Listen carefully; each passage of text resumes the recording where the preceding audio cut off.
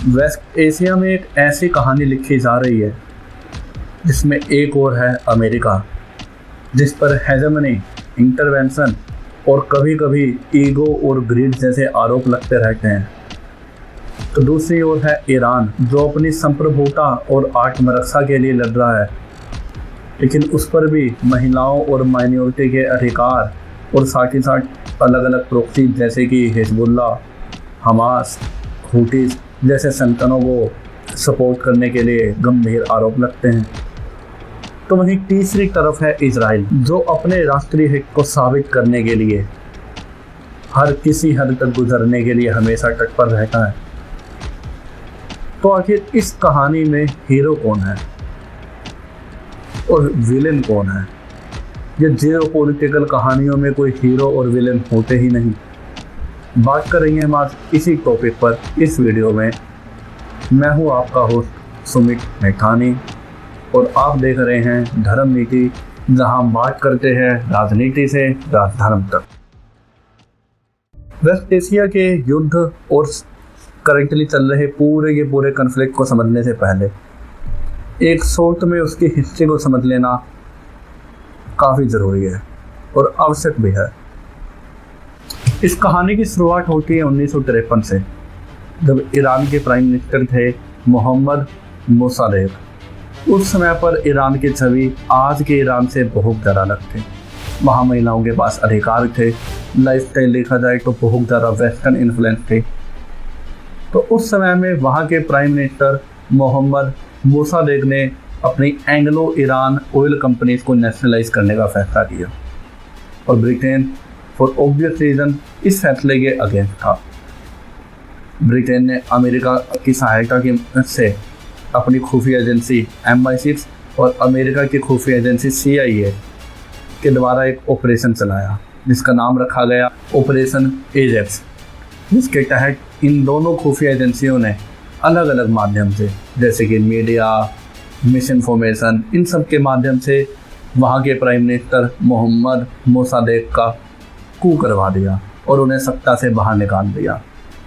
और वहाँ के उस समय के शाह मोहम्मद रज़ा पहलवी की पावर को और ज़्यादा सेंट्रलाइज कर दिया गया और सारी पावर उनके कंट्रोल में दे दी गई। अब ईरान के लोग इस इंसिडेंट को अच्छी तरह से समझते हैं, याद करते हैं कि किस तरह से अमेरिका ने उनके इंटरनल पॉलिटिक्स में अपना इंटरवेंशन दिया था। अब आने वाले समय में मोहम्मद रज़ा पहलवी अमेरिका की कठपुतली जैसे उनके इशारों के अनुसार सब काम करते हैं। वह अमेरिका की, ब्रिटेन की कंपनियों को, ऑयल कंपनियों को ईरान में आने देते हैं, अमेरिका से वेपन्स खरीदते हैं, अपने ओपोजिशन के लीडर और यहाँ तक के नागरिकों को जेल में बंद करते हैं, टॉर्चर करते हैं। और इन सब से ईरान की प्रजा धीरे धीरे परेशान होती रहती है और यह परेशानी उनका गुस्सा बनकर फूटता है 1979 में। ईरान में एक इस्लामिक रिवॉल्यूशन होता है और उस रिवॉल्यूशन के बाद मोहम्मद रज़ा पहलवी को सरकार से बाहर फेंक दिया जाता है और ईरान के नए लीडर बनते हैं आयतुल्लाह रुहुल्लाह ख़ुमैनी। और इनके अंदर अब ईरान की छवि पूरी तरह से बदल जाती है। ईरान एक कट्टर एक्सट्रीमिस्ट देश बनता है। यह नया ईरान शुरू से ही यह समझता है कि अमेरिका ने किस तरह से उनकी पॉलिटिक्स में बार बार इंटरफेयर किया है, इसलिए यह शुरू से अमेरिका को एक दुश्मन की निगाह से देखते हैं। इसी साल ईरान के लोगों को यह डर था कि शाह रज़ा पहलवी को दोबारा से पावर में लाने के लिए अमेरिका कुछ ना कुछ कोशिश कर सकता है, तो उन्होंने अमेरिका के एम्बेसी के ऊपर कब्जा कर लिया और वहाँ के 52 अमेरिकन डिप्लोमेट्स को 444 दिन तक बंधक बनाकर रखा गया। यह अमेरिका के लिए एक ह्यूमिलिएशन था और यहीं से अमेरिका और ईरान की राइवलरी शुरू हुई। दोनों एक दूसरे को दुश्मन की तरह देखना लगे। अब इसके ठीक अगले ही साल इराक सद्दाम हुसैन के अंदर ईरान पर हमला कर देता है। उसका मानना था कि ईरान रिवॉल्यूशन के बाद कमज़ोर है और इस बात का फ़ायदा उठा के युद्ध में जीता जा सकता है। और इराक का सपोर्ट करते हैं अमेरिका और अन्य अरब के देश। अमेरिका क्योंकि ईरान की सत्ता को बदलना चाहता था, वह चाहता कि मोहम्मद रजा या उनके जैसा ही कोई रूलर वहाँ पे रूल करे जो अमेरिका का सपोर्टिव हो। और दूसरी तरफ अरब नेशन, उनको यह डर था कि ईरान का ये इस्लामिक रिवॉल्यूशन उनके देश तक न फैल जाए। तो इससे उसे एक सीख मिलती है कि भविष्य में इस तरह के चैलेंज के लिए उसे पहले से रेडी रहना होगा। और यहाँ से शुरू होती है उसकी मिलिट्री अप्रोच, जिसके अंतर्गत वह missile development, nuclear weapon development और अलग अलग तरह के हथियारों के डेवलपमेंट पर फोकस करना शुरू करता है। साथ ही साथ वह पूरे मिडल ईस्ट में अलग अलग प्रॉक्सीज, जैसे कि लेबनान में हिजबुल्ला, यमन में हौतीस और इराक में शिया मिलिशियास और फिलिस्तीन में हमास, इस तरह के प्रॉक्सीज को सपोर्ट करना शुरू करता है ताकि दोबारा अगर ऐसा कोई युद्ध हो, कन्फ्लिक्ट हो, तो ये सब प्रॉक्सीज ईरान की मदद कर सके। ईरान की इस अप्रोच के बाद अमेरिका और ईरान के रिलेशन दिन प्रतिदिन खराब होते रहे। अमेरिका और उसके अलाइज ने ईरान के ऊपर तरह तरह के सैंक्शंस लगाए, ईरान के ऊपर टेररिज्म फैलाने का आरोप लगाया, मिडल ईस्ट को इंस्टेबल करने का आरोप लगा। और यह सैंक्शन और प्रॉक्सी वॉर का दौर चलता रहा 2015 तक। 2015 में बराक ओबामा के अंडर JCPOA नाम का एग्रीमेंट साइन होता है। इसके फुल फॉर्म है joint comprehensive plan of action. इसमें ईरान और अमेरिका के अलावा फ्रांस, जर्मनी, चाइना, रसिया और ब्रिटेन भी शामिल थे। इस एग्रीमेंट में ईरान इस बात के लिए राज़ी हो गया कि वह अपने न्यूक्लियर एनरिचमेंट को लिमिटेड करेगा और दो अंतर्राष्ट्रीय स्तर की एजेंसियां उसके इस न्यूक्लियर एनरिचमेंट को, न्यूक्लियर पावर प्लांट को अपनी निगरानी में रखेंगे और इसके बदले में ईरान के ऊपर से धीरे धीरे सैंक्शंस को हटाया जाएगा। लेकिन 2018 में डोनाल्ड ट्रंप इससे बाहर हो जाते हैं। डोनाल्ड ट्रंप के अनुसार यह एक कमज़ोर ट्रीटी थी क्योंकि इसमें ईरान के मिसाइल प्रोग्राम को इंक्लूड नहीं किया गया था। ट्रंप के अनुसार मिसाइल प्रोग्राम को भी लिमिट करने की आवश्यकता थी। साथ ही साथ उन्होंने यह आरोप लगाया कि अमेरिकन और इजराइल की खुफिया एजेंसी के पास ऐसा डेटा मौजूद है कि ईरान चुपके से अब भी न्यूक्लियर एनरिचमेंट को मिलिट्री लेवल पर बढ़ा रहा है। और इसके बाद शुरू होता है दोबारा से सैंक्शन और प्रॉक्सी वॉर का दौर। अब अमेरिका पहले से भी कई गुना ज़्यादा सैंक्शन लगाता है, प्रॉक्सी वॉर तक होते हैं। 2020 में अमेरिका अपनी ड्रोन स्ट्राइक की मदद से ईरान के जनरल कासिम सुलेमानी की हत्या कर देते हैं। इसके बाद से ईरान और अमेरिका के रिलेशंस और ज़्यादा खराब होते गए। इसी बीच इजराइल के ऊपर 60 अक्टूबर 2023 को हमास के द्वारा एक बहुत बड़ा हमला किया जाता है, जिसके अंतर्गत लगभग 1500 से ज़्यादा सिविलियंस को मार दिया जाता है और 250 से ज़्यादा को हमास होस्टेज बनाकर अपने साथ ले जाता है। जिसके बाद इजराइल और हमास के बीच युद्ध शुरू होता है और हमास को सपोर्ट किया जाता है ईरान और ईरान की ही अन्य प्रॉक्सीज जैसे कि हिजबुल्ला और हूतीस के द्वारा। इसके वजह से एक तरफ ईरान और दूसरी तरफ अमेरिका, इजराइल, इनके बीच के रिलेशंस और ज़्यादा ख़राब होते हैं। इसी साल 28 फरवरी को अमेरिका अपना ऑपरेशन एपिक फ्यूरी लॉन्च करता है, जिसके अंतर्गत वह ईरान के अलग अलग ठिकानों पर 900 से भी ज़्यादा स्ट्राइक करता है। अमेरिका के अनुसार यह कदम ईरान के न्यूक्लियर एनरिचमेंट प्लान को रोकने के लिए और उनके सुप्रीम लीडर अयतुल्ला खुमनेई को मारने के लिए था, जिसमें वह कामयाब भी होते हैं। अयतुल्ला खुमनेई इस स्ट्राइक में मारे जाते हैं। अमेरिका और इजराइल का यह मानना है कि शायद इसके बाद अब ईरान थोड़ा सॉफ्ट पड़ जाएगा, लेकिन होता है इसका ठीक उल्टा। ईरान की रिवोल्यूशनरी आर्मी यानी कि वहाँ की IRGC इसके काउंटर में रिटेलिएशन शुरू करती है। ईरान यह बात जानता है कि वह डायरेक्ट अमेरिका से लड़ाई नहीं लड़ सकता, इसलिए उसने अलग अलग मोर्चों पर अलग अलग तरह से अमेरिका को नुकसान पहुंचाने की सोची। सबसे पहले उन्होंने स्ट्रेट ऑफ हॉर्मुज़ को, जहां से दुनिया का 20% ट्रेड होता है, उसको चोक कर दिया।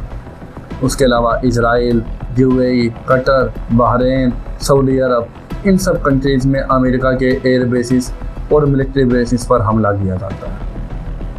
इजराइल अपने आयरन डोम और अमेरिका के एयर डिफेंस की मदद से इन हमलों से एक बार के लिए सबसे कम प्रभावित था, लेकिन यूएई और कतर और सऊदी अरब यहाँ पर ये स्ट्राइक्स ग्राउंड लेवल पर बहुत सारा इंफ्रास्ट्रक्चर बर्बाद कर देते हैं।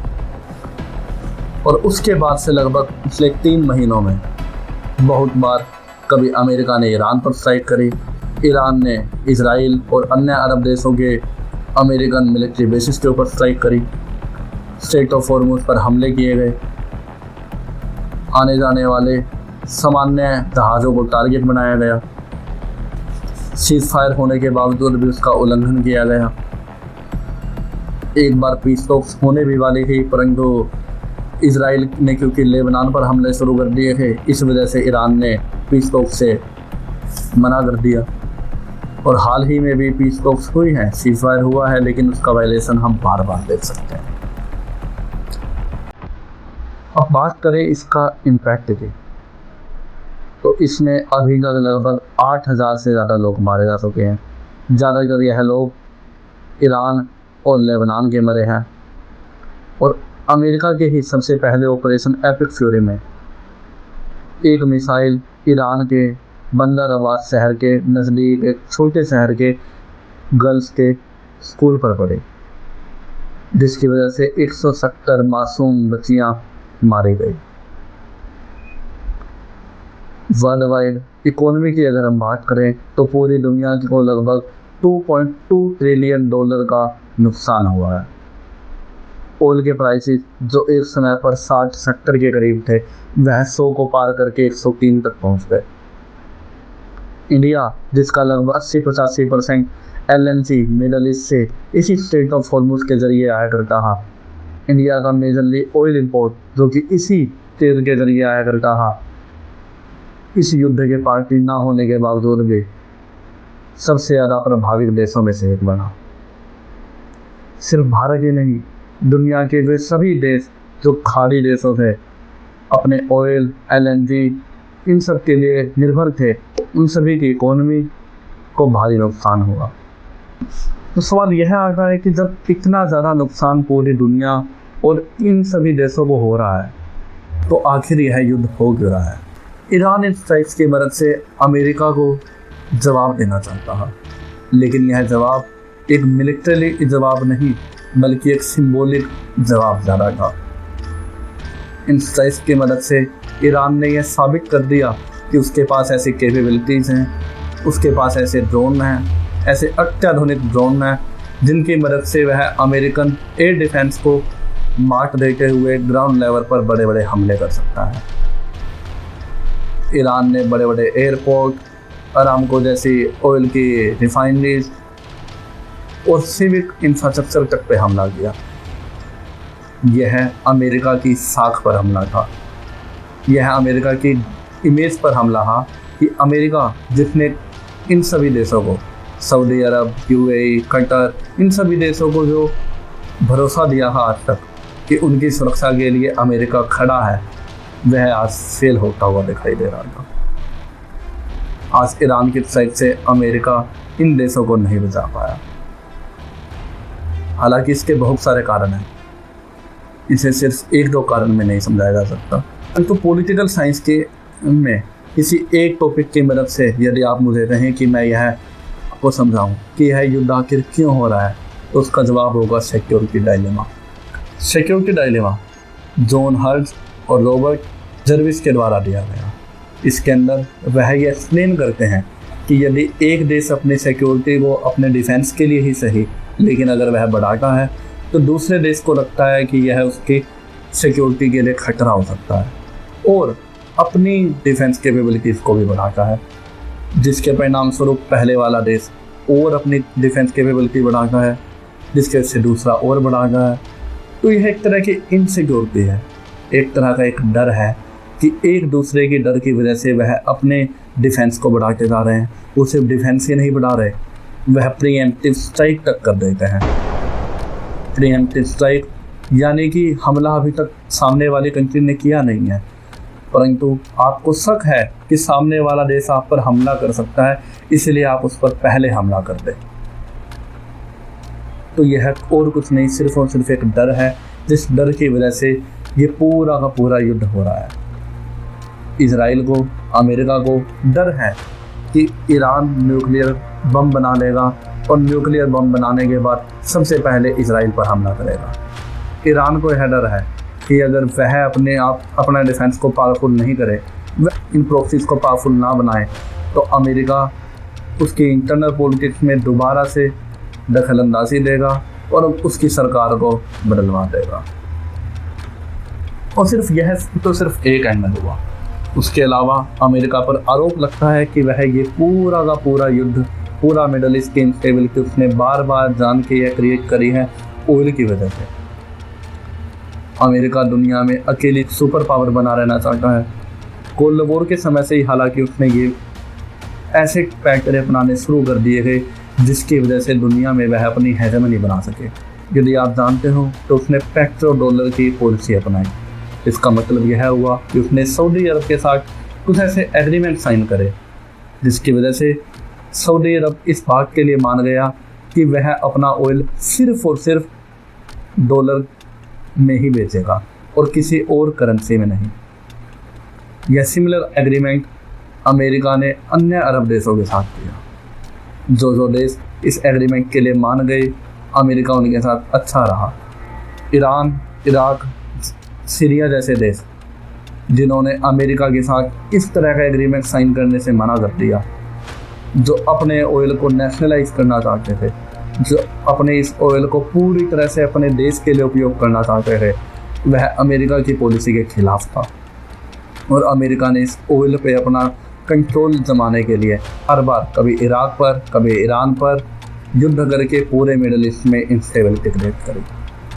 हाल ही में वेनेजुएला में जो हुआ वह भी इसी का एक एग्जाम्पल है। वेनेजुएला दुनिया का सबसे ज़्यादा ऑयल रिजर्व वाला देश है, परंतु उसके ऊपर लगे हुए सैंक्शंस की वजह से दुनिया का कोई देश वेनेजुएला से ऑयल नहीं खरीद पा रहा है। इंडिया एक समय पर वेनेजुएला से ऑयल खरीदता था, परंतु अमेरिकन सैंक्शन की वजह से हम नहीं खरीद पा रहे। एक समय पर हम ईरान से सबसे ज़्यादा ऑयल खरीदा करते थे, परंतु सैंक्शंस की वजह से हम ऑयल नहीं खरीद पा रहे हैं। और ये सैंक्शन सिर्फ इसलिए क्योंकि ये अमेरिका की बात नहीं मान रहे। इसके अलावा अमेरिका इजराइल की सिक्योरिटी को भी एक रीज़न मान रहा है।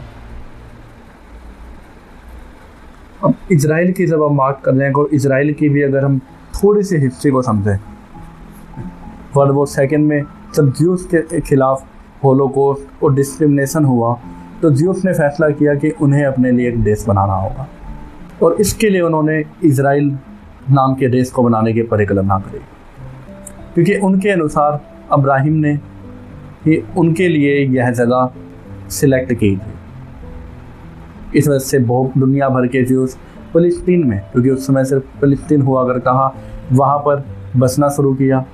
धीरे धीरे इजराइल देश की मांग करी। यूएन ने भी इजराइल और फ़लस्तीन नाम के दो देश बनने की डिमांड करी, जिसके फेवर में अमेरिका और यूरोपियन कंट्रीज तो थे, लेकिन अरब देश इस प्लान के पूरी तरह से खिलाफ थे।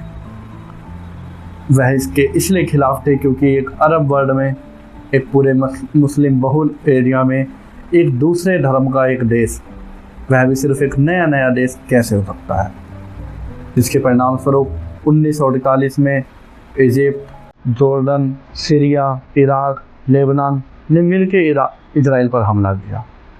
इजराइल इस युद्ध में जीत गया और इजराइल ने यूएन प्रपोजल से भी ज़्यादा ज़मीन पर कब्जा कर लिया।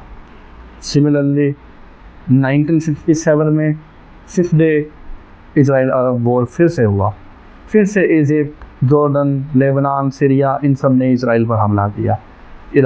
इजराइल दोबारा से जीता और उसने सीरिया की गोलन हाइट्स और इजिप्ट की सिनाई पेनिनसुला पर कब्जा कर लिया। हालांकि इजराइल ने इस सिनाई पेनिनसुला को इजिप्ट को बाद में वापस भी दे दिया, परंतु इसी तरह से बार बार अरब देशों ने इजराइल पर हमला किया। फिर वह 1973 की बात हो, 1982 की बात हो, और इसी के साथ बहुत सारी अलग अलग गाजा के युद्ध हुए। इन सभी युद्धों ने इजराइल को एक ही चीज़ सिखाई कि उसके आस पड़ोस के देश उसकी एग्जिस्टेंस के खिलाफ हैं और इजराइल यदि अपनी एग्जिस्टेंस को बना के रखना चाहता है तो उसके लिए आवश्यक है कि वह अपने आप को मिलिट्रली स्ट्रॉन्ग बनाए। उसके लिए उसने अमेरिका से दोस्ती करी, अमेरिका के साथ अलायंस में रहा शुरू से, उनके हथियार खरीदे, खुद के हथियार डेवलप करे, खुद की इकोनॉमी को, खुद की साइंस एंड टेक को डेवलप किया, यहाँ तक कि न्यूक्लियर वेपन तक बनाए। इजराइल एक रियलिस्ट पॉलिसी फॉलो कर रहा है जिसे भारत के ही महान अर्थशास्त्री चाणक्य ने अपनी मंडला थ्योरी के जरिए समझाया है। चाणक्य कहते हैं कि एक राष्ट्र के बॉर्डर को टच करने वाले बाकी सभी देश उसके दुश्मन होते हैं और उसके दुश्मन की बॉर्डर को टच करने वाले देश उसके दोस्त होंगे। ऐसा इसलिए क्योंकि चाणक्य के अनुसार एक राष्ट्र को हमेशा अपनी बाउंड्री को बढ़ाते रहना चाहिए और उसके लिए नेचुरली उसकी नेबरहुड कंट्रीज उसके दुश्मन ही बढ़ेंगे। इजराइल भी देखा जाए तो इसी रिलीज पॉलिसी को फॉलो करता है, वह भी धीरे धीरे अपने आप को एक्सपेंड करता है और उससे बड़ी बात उसे पता है कि इसी तरह से वह अपने आप को एग्जिस्टेंस में बनाए रख सकता है, अन्यथा उसका विनाश निश्चित है। तो यह हुआ इजराइल का ओपिनियन कि इजराइल ईरान से क्यों लड़ाई कर रहा है, क्योंकि वह समझता है कि ईरान इजराइल की एग्जिस्टेंस के खिलाफ है। इंटरेस्ट की बात करें तो अभी हम समझ चुके हैं कि अमेरिका के क्या इंटरेस्ट हैं, इजराइल के क्या इंटरेस्ट हैं, ईरान के क्या इंटरेस्ट हैं। लेकिन इस पूरे के पूरे जियोपॉलिटिकल खेल में सिर्फ ये 3 देश ही नहीं हैं, बल्कि यहाँ पर इनडायरेक्टली रूप से और भी देशों की अपनी अपनी पोजीशन है, जैसे कि रसिया, चाइना और सऊदी अरेबिया। रसिया और चाइना चाहते हैं कि यह युद्ध जितना हो सके उतना लंबा चले, क्योंकि ऐसा करने से अमेरिका की साख और मिलिट्री पावर कमज़ोर हो गई। सऊदी अरब चाहता है कि यह युद्ध ज़्यादा से ज़्यादा लंबा खींचे, क्योंकि इससे ईरान की पावर कम होगी। ईरान एक शिया मेजॉरिटी कंट्री है और सऊदी अरब एक सुन्नी मेजॉरिटी, और इस शिया सुन्नी की वजह से इन दोनों देशों के बीच शुरू से ही मतभेद हमेशा रहा है। और तो ईरान अपने आप को इस्लामिक वर्ल्ड का लीडर तक बनाना चाहता है, और अगर करंट टाइम पे देखा जाए तो सऊदी अरेबिया मुस्लिम वर्ल्ड का एक डी फैक्टो लीडर बना हुआ है। इसी वजह से भी सऊदी अरब चाहता है कि ईरान जितना ज़्यादा हो सके कमज़ोर हो। अब तक हम समझ चुके हैं कि आखिर यह युद्ध कब से हो रहा है, क्यों हो रहा है, इसके क्या परिणाम हो रहे हैं। लेकिन एक सबसे बड़ा सवाल जिससे इस पूरी वीडियो की शुरुआत हुई थी वह अब तक बना हुआ है, वह यह है तो फिर इस पूरे युद्ध में, इस पूरी कहानी में हीरो कौन है और विलेन कौन है। और धर्मनीति के व्यू पॉइंट से यदि मैं आपको इसका आंसर बताऊं तो इसका उत्तर होगा कि इस पूरी कहानी में कोई देश विलेन है ही नहीं, ना तो कोई देश हीरो है, ना कोई देश विलेन है, बल्कि यहाँ विलेन है तो विलेन है वह लालच। लालच जो अमेरिका का है ऑयल के ऊपर अपना एकाधिकार स्थापित करने का। यहाँ पर विलेन है तो वह है अहंकार, जिस अहंकार के वशीभूत सभी देश अब युद्ध को ख़त्म करने से कतरा रहे हैं। हर किसी को लगता है कि अगर उसने युद्ध ख़त्म किया तो उसकी ईगो हर्ट हो जाएगी, फिर चाहे वह अमेरिका हो या ईरान हो, दोनों के लिए यह युद्ध अब ईगो का इशू ज़्यादा बन गया है। क्योंकि अगर इस तरह से युद्ध ख़त्म हुआ तो यह अमेरिका के लिए बेइज्जती की बात होगी, और अगर ईरान अमेरिका के अनुसार युद्ध ख़त्म करता है तो उससे ईरान की बेइज्जती होगी। इस पूरे युद्ध में अगर कोई विलन है तो वह है नफ़रत। नफ़रत जो अरब वर्ल्ड और बहुत सारे देश और लोगों की है इजराइल के प्रति, और नफ़रत जो इजराइल के भी है बहुत सारे देश और लोगों के प्रति। इजराइल को यह समझना चाहिए कि जिस तरह से हिटलर ने यूज के खिलाफ होलोकॉस्ट को डिस्क्रिमिनेशन किया, लगभग कुछ वैसा ही वह गाज़ा में, वेस्ट बैंक में ना दोहराए। क्योंकि इजराइल का भी हमास और हिजबुल्लाह के खिलाफ चल रहे युद्ध की वजह से बहुत सारे मासूम बच्चे और औरतें अपनी जान गंवा रहे हैं। यहाँ विलन है तो वह है इनसिक्योरिटी। इनसिक्योरिटी एक दूसरे की बातों को लेके, इनसिक्योरिटी एक दूसरे के आसपासों को लेके। यहाँ विलन है तो वह है डर, जो सबको एक दूसरे का डर सिखाया जा रहा है। इवन दो अमेरिका सबसे पावरफुल है, इसराइल के पास अपने न्यूक्लियर बॉम्ब है, लेकिन उसके बावजूद भी उन्हें ईरान का डर सताया हुआ है। यहाँ विलन है तो वह है अत्याचार, वह अत्याचार जो ईरान अपने ही नागरिकों पर कट्टरपंथी विचारों के तहत करता है। तो धर्म नीति के अनुसार इस पूरी कहानी में ये सब अनैतिक विचार ही विलन है। यदि शांति बहाली की हम सही में उम्मीद रखते हैं तो वह तभी बहाल हो सकती है जब इस तरह की सभी अनैतिक मूल्य, फिर चाहे वह अहंकार, लालच, डर, इस तरह की जब तक अनैतिक मूल्य इस पूरे सिनेरियो को घेरे हुए है तब तक शांति स्थापित नहीं की जा सकती। धर्म नीति के अनुसार शांति स्थापित तभी हो सकती है जब सभी देशों में आपस में एक विश्वास बहाली हो सके और नैतिक मूल्यों के साथ आगे बढ़े। यह था धर्म नीति के अनुसार इस पूरे टॉपिक का विश्लेषण। यदि आपके पास इस युद्ध से रिलेटेड कोई और आइडिया या विश्लेषण है तो मैं कमेंट करके जरूर बताइएगा। मिलते हैं आपसे अगली वीडियो में। आप देख रहे थे धर्म नीति, जहां बात करते हैं राजनीति से धर्म तक।